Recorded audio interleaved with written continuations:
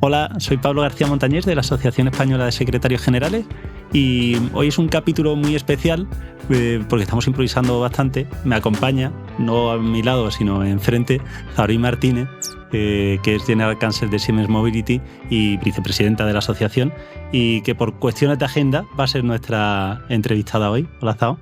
Hola, Pablo, ¿qué tal? Muy bien. Un placer improvisar porque lo que vosotros no sabéis es que teníamos una invitada especial que no se va a salvar para la siguiente ocasión, correcto. Pero bueno. Estamos aquí los dos, que seguro sale muy bien. Por supuesto. Y estamos improvisando absolutamente todo. Sí. Tú no venías nada preparada, pero bueno, En te sabes absoluto. la dinámica. Sí. Si te parece, empezamos con la primera pregunta, que además estamos hablando que a mí me interesa mucho, que es conocerte a ti personalmente, tus orígenes, de dónde vienes, la vocación por el derecho, si no lo puedes compartir. Claro que sí. Pues lo primero contaros que la mayoría de la gente que está en mi círculo pues sabe que vengo de México. El acento ayuda. El acento ayuda mucho, pero no me pillan cuánto tiempo llevo aquí. Llevo desde el 2007, ¿vale? Yo estudié Derecho en México. Estudié en la Escuela Libre de Derecho. México DF. En México DF. ¿Por qué? Porque tengo familia. Mi abuelo paterno era abogado. Mi tío abogado se dedicó es magistrado en materia fiscal. Mi padre es un abogado frustrado, se dedicó al tema de administración de riesgos. Entonces lo traigo en la sangre, ¿no? Entonces estudié Derecho en Ciudad de México.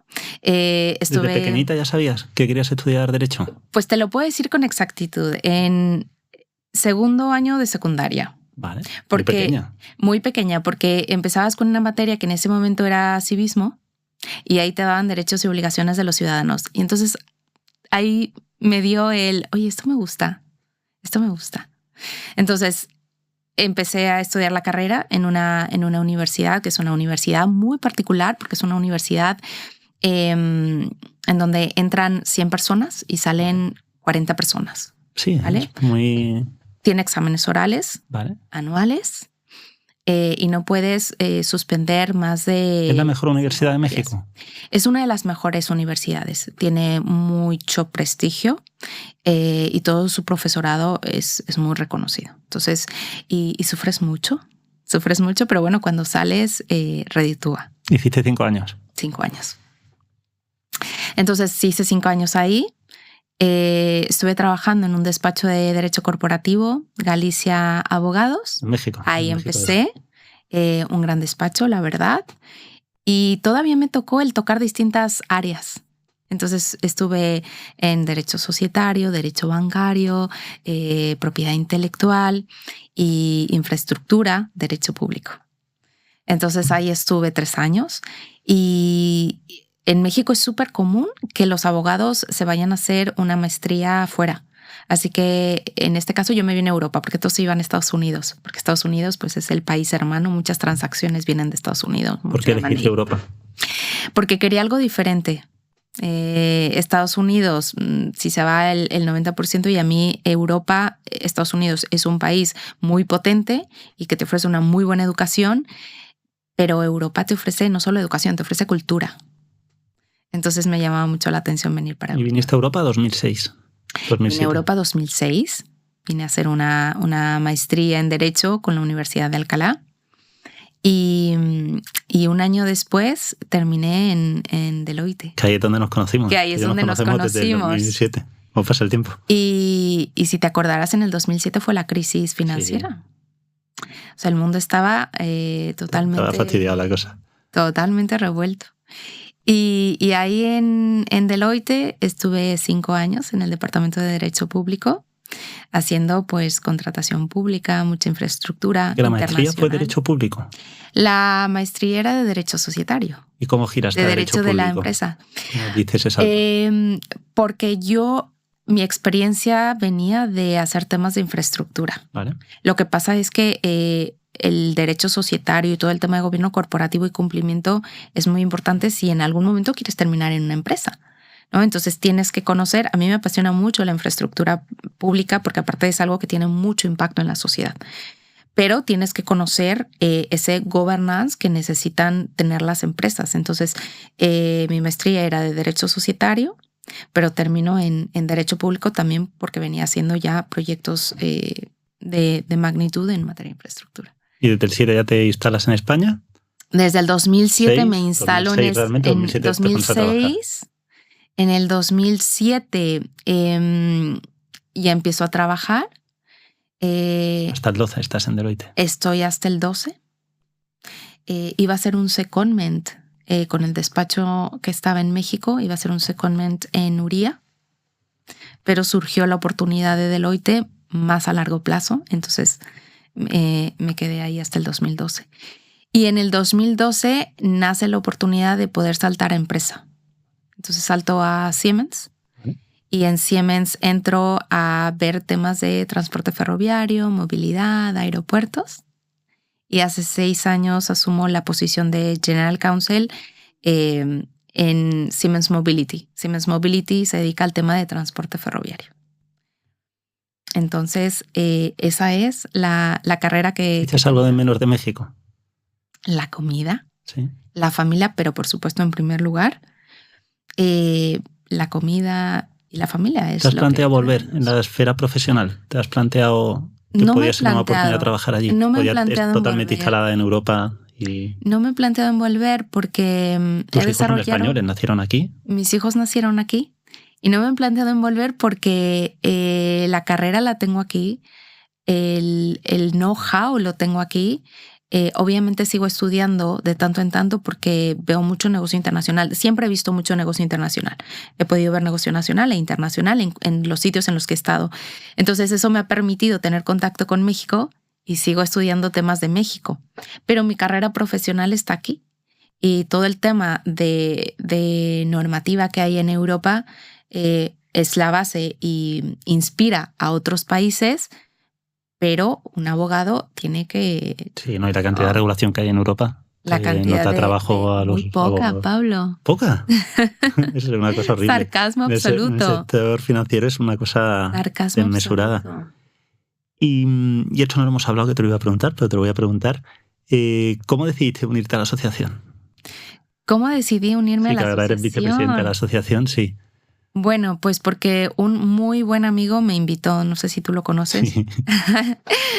Porque tú me invitaste a la asociación y porque cuando me planteaste el proyecto me pareció un proyecto muy interesante. Yo ya formaba parte de otra asociación, que es la de ejecutivas y consejeras, y ahí estoy, por ejemplo, metida mucho en temas de tecnología.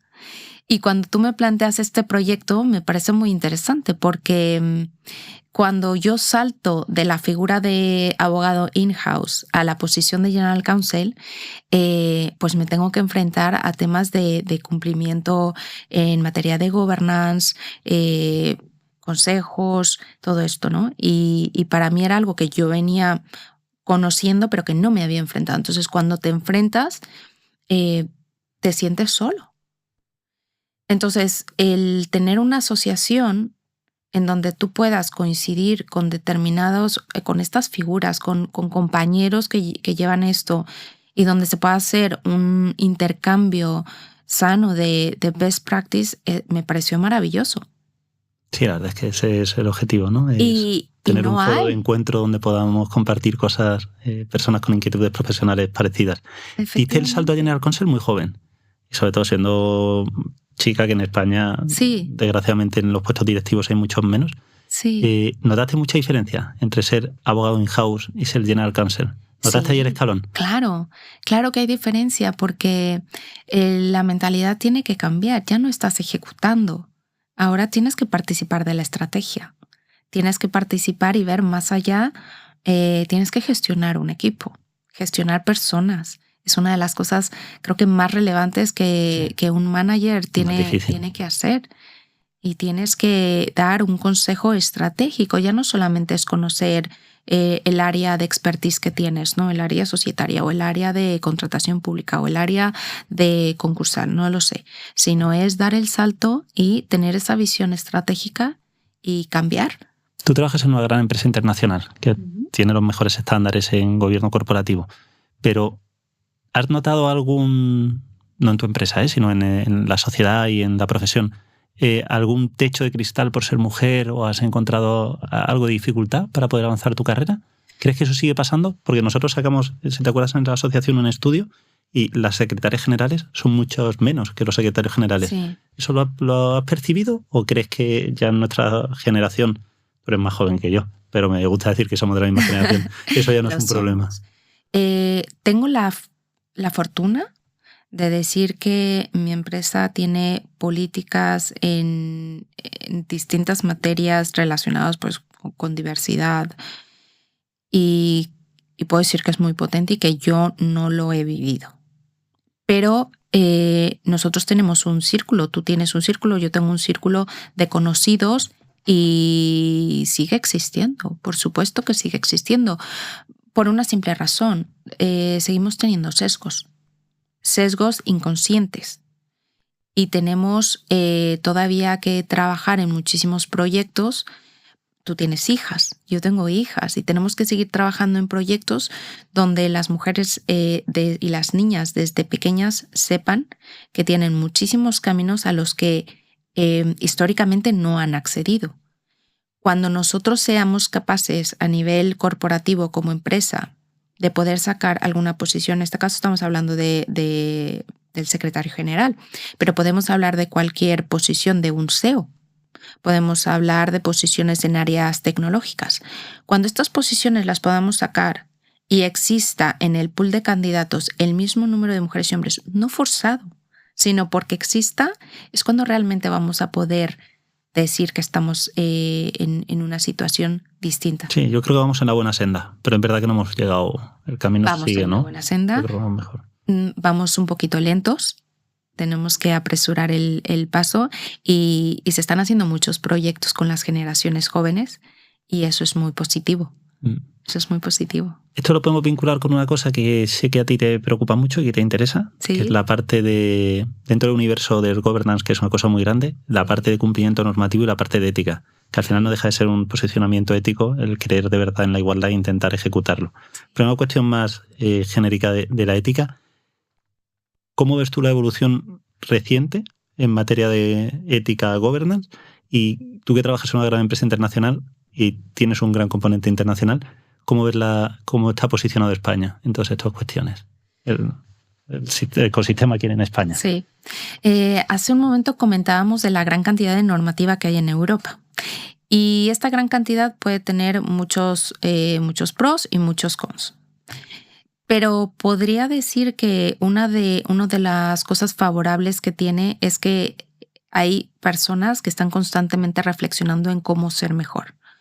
Y en este caso estamos hablando de cómo tener un mejor governance. Y yo creo que España es uno de los países que pone bastante atención en todos los temas de governance y cómo tener políticas a nivel europeo que te ponga en una posición que permita a las compañías ser sostenibles y no solamente porque hablamos de sostenibilidad y muchas veces se piensa que solamente está relacionado con el tema del medio ambiente, ¿no? Pero sostenibilidad corporativa.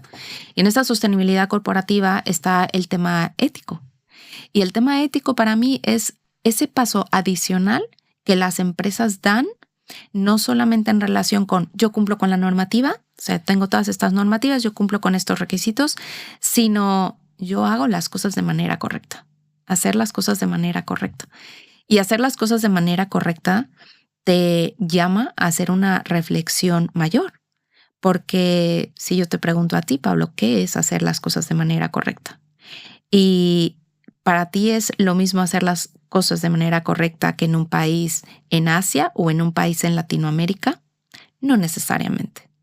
Pero tenemos estándares en Europa que nos permiten, al menos culturalmente, definir cuáles son aquellos principios que tú los puedes ver en distintas organizaciones, ¿no? Desde la ONU como organizaciones, lo que te puedas imaginar, que es a lo que queremos aspirar como sociedad. Sí, sobre este tema he reflexionado poco, pero siempre me ha llamado mucho la atención cómo mezclas la parte empresarial con la parte ética. Porque al final el fin último de toda empresa es maximizar sus beneficios, pero es verdad que no todo vale, ¿no? Y ahí incorporar esos estándares éticos al desarrollo empresarial yo creo que es muy relevante. Lo que no he tenido claro nunca es que la parte de la burocracia del legislador sea capaz de casar ambas cosas. Tú has dicho al principio que teníamos muy buenos estándares de gobierno corporativo en Europa, que se reflexionaba bien sobre esto.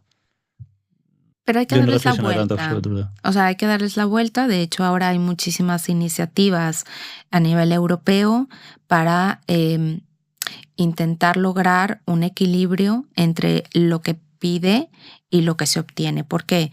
Porque no por tener tampoco mucha normativa vas a tener el resultado y el objetivo que tienes. Tiene que ser balanceado y no tiene que constituir una carga administrativa.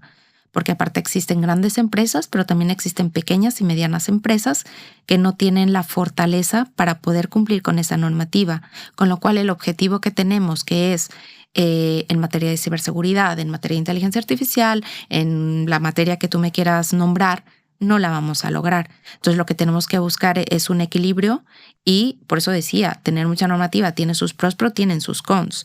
Y también tenemos que, o sea, lo que se tiene que lograr definitivamente es un equilibrio y menguar esa cantidad administrativa que se tiene y enfocarnos en el target que tenemos. Vosotros, porque tu sector es totalmente ajeno al mío, yo soy financiero, Sí.